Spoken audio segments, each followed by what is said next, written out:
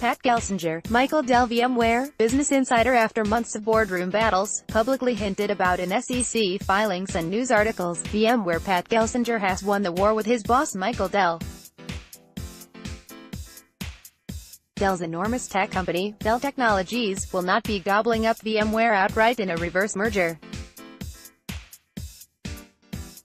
It has instead entered into a less intrusive deal that accomplishes much of the same goal. Dell Technologies will swap shares of itself for the publicly traded, tracking shares of VMware, owned by a wholly owned subsidiary of Dell. Dell is essentially buying this subsidiary. Those tracking shares were created as part of Dell's massive, complicated $65 billion buyout of EMC, originally issued to EMC shareholders, as a way to reduce the amount of money Dell needed to borrow to pay for EMC. It gave EMC shareholders something of value besides more cash to represent their stake of VMware. VMware is a publicly traded company with about 80% of its shares owned by EMC following Dell's buyout.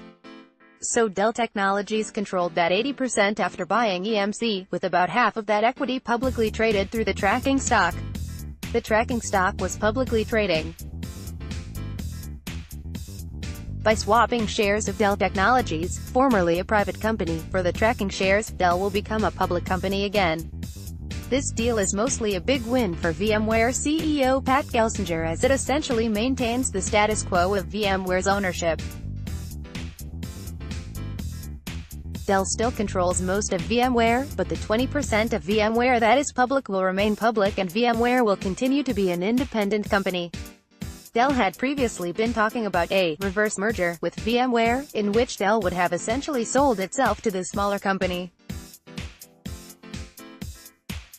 This too would have made Dell public again, but VMware would not have been independent anymore, and its shareholders would be responsible for the roughly $50 billion of debt Dell still has on its books. In practice, it would have been a fully owned unit of Dell under CEO Michael Dell. Dell wanted VMware for a number of reasons, including to get his hands on VMware's cash and help him pay off Dell's debt more quickly.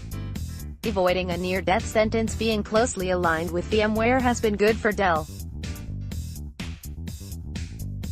Dell and VMware have been making their products work well together, which lets them compete better with joint rivals like Unix. But operating independently is also extremely important for VMware's survival. VMware's flagship software for servers needs to be able to work well on all sorts of hardware, even hardware sold by Dell's rivals like Hewlett-Packard Enterprise. So there was a lot of backlash to the reverse merger idea from the VMware crowd, with Wall Street analysts panning the idea, and VMware shareholders openly revolting against the idea. This deal allows Gelsinger to sidestep that potential death sentence to VMware's future. It also means he won't be demoted, a situation that may have pushed him into the arms of his former employer, Intel, who is looking for a new CEO. That nuance wasn't lost on Michael Dell. People have been talking about Gelsinger as Intel's next CEO so much that when Gelsinger publicly tweeted he wasn't interested in the job, that tweet was immediately noticed by his boss, Michael Dell. The big caveat, but there's a big caveat to this win, VMware is footing the bill for it. Stockholders of the tracking stock can opt to tender their shares for $109 in cash, a 29% premium over Friday's closing price, if they don't want the 1.3665 shares of Dell Technologies in exchange. Dell has capped the budget it will pay for these stocks at $9 billion. That money is coming from VMware, with a special massive dividend of $11 billion paid to all of its shareholders, using up its stash of cash. Before Dell bought EMC, its former CEO Joe Tucci and one of its board members promised that Dell wouldn't raid VMware's cash. That promise obviously didn't last, although VMware also emphasized that this is to be a one-time deal. Still, it was an artful escape by Gelsinger and his board.